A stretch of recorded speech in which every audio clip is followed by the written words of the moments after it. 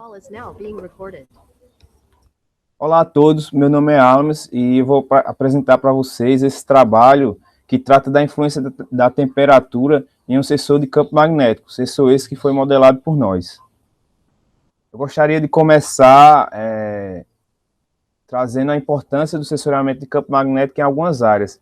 A primeira área destacada é a geofísica, onde o campo magnético é utilizado para questões de localização e mapeamento.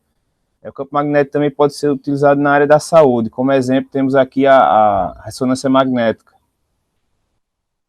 Aqui temos outra área de importância da aplicação do campo magnético, que é a detecção de objetos metálicos, que podem ser tanto de pequeno como de grande porte. Aqui temos um exemplo de uma aeronave, em que ela deixa uma deformação no campo magnético, que deixa uma assinatura, que através dessa assinatura é possível descobrir até qual é o modelo dessa aeronave. Outra área da aplicação é o monitoramento de falhas em equipamentos elétricos. Como destaque aqui está o transformador de potência.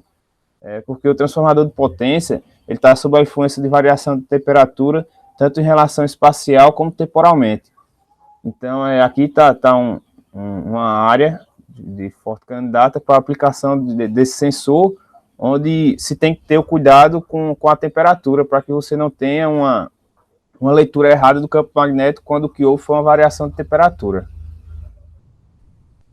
Bem, o sensor que nós modelamos é um sensor óptico que utiliza um efeito magneto-óptico para a medida do campo.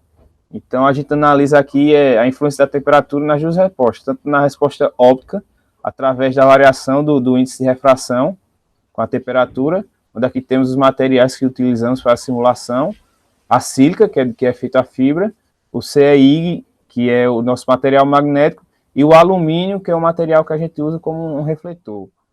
Aqui temos a variação da temperatura, da resposta magneto-óptica com a temperatura, por meio da variação da rotação Faraday do nosso material magnético, que é o CEIG. Aqui a gente tem uma taxa de variação de 13 graus por centímetro por grau Celsius, que é uma variação considerável. Bem, o efeito que a gente usa é o efeito magneto-óptico Faraday.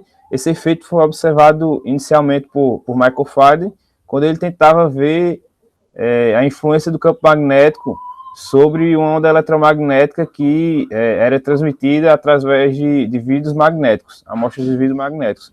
E ele observou que a influência do campo era ocasionar uma rotação no plano de polarização da onda transmitida. As primeiras explicações desse fenômeno foram dadas por Maxwell, onde ele propôs que uma onda de alinhamento polarizado poderia ser dividida em duas circularmente polarizadas e, ao ser aplicado um campo magnético sobre um material magnético, esse material ocasionaria uma birrefringência nesse material, em que cada polarização dessa iria enxergar um índice de refração diferente desse material, e aí ao ser coletada essa onda, no final da transmissão, iria ser enxergado uma variação do plano de polarização dessa onda linearmente polarizada. A inclusão desse efeito na modelagem é por meio do tensor permissividade elétrica do material magnético, onde esse tensor depende da magnetização do material e da constante magneto-óptica. Então aqui está um esquema do sensor que a gente modelou, onde o sinal é emitido por um laser. Esse sinal passa pelo sistema de polarização, que dá um sinal de referência e é enviado para o detector, e parte desse sinal de referência é enviado para a região sensora, onde o sinal é modulado de acordo com o campo e é enviado também para o detector. Então aqui é feita a comparação com o sinal de referência, então é possível inferir qual seria o campo magnético nessa região sensora. Então a modelagem é feita em cima da estrutura dessa região sensora aqui, onde essa modelagem é feita no console, e a gente consegue ver aqui a estrutura da fibra. Aqui a gente vê a casca do seu núcleo, aqui é o material magnético, e aqui seria uma camada de alumínio, que seria como um refletor. Então a onda entra aqui inicialmente, passa pelo material magnético, é modulada, reflete no material metálico e volta em direção ao núcleo da fibra, onde a gente detecta essa onda aqui no núcleo da fibra e faz a comparação para ver qual foi a modulação do sinal. Bem, vista como é feita a modelagem, a gente vai para a parte dos resultados. Então, o primeiro resultado ele é referente à caracterização do sensor, onde a gente otimiza o sensor de acordo com dois parâmetros, o ângulo de polarização e a espessura do material magnético. É possível fazer a caracterização ao mesmo tempo desses dois parâmetros, botando uma curva de superfície dessa forma aqui, onde no ângulo vertical a gente tem o ângulo de polarização da onda inicial, e aqui a gente tem a espessura do material magnético. E essas curvas de nível são referentes à variação de reflectância da onda S, onde essa variação de reflectância seria para o material com campo de saturação, que é 200 militesla, o CIG, e para o material sem campo. Então a gente faz essa diferença e obtém essas curvas de nível aqui. Observe que existem regiões em que a variação já é máxima, só que nem todas as regiões fornecem um sinal linear. Então, testando essas regiões, a gente encontrou uma região interessante, que é aqui em 4,3 micro da espessura do material magnético em ângulo de polarização de 10 graus, e em que a gente tem uma variação de reflectância já máxima e um sinal relativamente linear.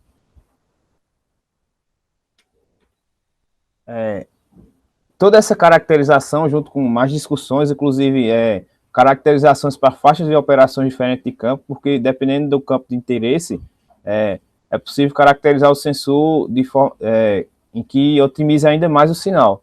Essas discussões foram feitas no trabalho que a gente publicou recentemente, na revista I3E Transactions on Magnetics, e no caso esse trabalho é a continuação desse trabalho que foi publicado, agora analisando a influência da temperatura nessa estrutura.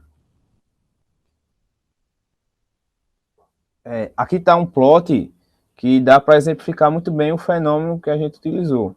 Onde a gente vê aqui nesse primeiro plot a distribuição do campo da onda S, certo? Do campo elétrico da onda S na estrutura, tem uma amplitude muito baixa. Quando o campo é nulo.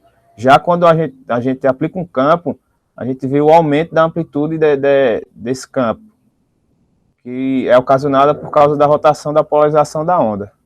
Então, aqui a gente consegue observar muito bem o efeito que a gente utilizou. Bom, aqui está alguns resultados da reflectância dessa onda S de acordo com o campo. Só que a gente analisou essa reflectância considerando aqui apenas a variação da constante magnetótica com a temperatura e aqui apenas a variação do índice com a temperatura. E é possível observar que a temperatura afeta muito mais a constante magnetótica do que o índice de refração.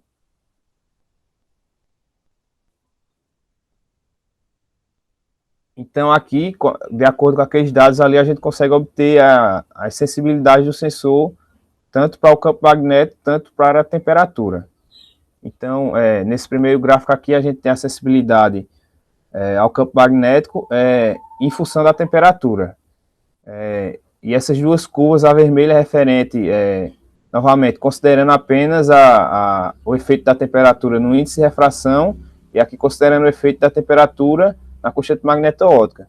Novamente, a gente vê que a sensibilidade quase não varia, certo? Considerando o índice de refração, o efeito da temperatura no índice de refração, enquanto considerando o efeito da temperatura na constante magneto-óptica, a gente já tem uma variação consideravelmente grande. Observando que, para maiores temperaturas, a sensibilidade ao campo magnético cai. Nesse outro gráfico, a gente consegue ver a sensibilidade à temperatura em função do campo magnético, quando a gente observa novamente que a sensibilidade, considerando apenas o índice de refração, é pequena, a variação, enquanto a considerando a constante magnetótica é grande. Observando que a sensibilidade à temperatura cresce com o aumento do campo magnético, chegando a seu máximo aqui em 160 militesla. Então, de acordo com essas sensibilidades, a gente consegue fazer uma relação para observar o quanto a temperatura pode atrapalhar na inferição de um campo magnético quando ela não é levada em consideração. Aqui, exemplo, a gente pode considerar em temperatura ambiente e sob a ação do campo magnético de 160 militesla. Se a gente fizer a relação entre a acessibilidade à temperatura sobre a acessibilidade ao campo, a gente vai ter um valor de 2,47 militesla por grau Celsius. Isso quer dizer que, se houver uma variação de 10 graus Celsius na temperatura da região ali, pode se inferir que houve uma variação de 24,7 militesla. Erroneamente, né? Porque, na verdade, o que teria acontecido seria uma variação de temperatura. Então,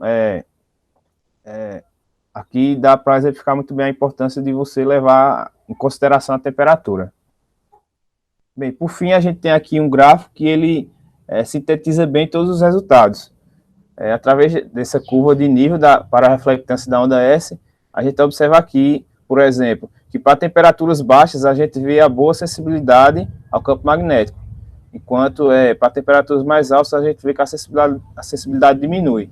Também é possível ver que para campos pequenos a sensibilidade à temperatura é muito baixa, enquanto para campos maiores já tem uma sensibilidade maior.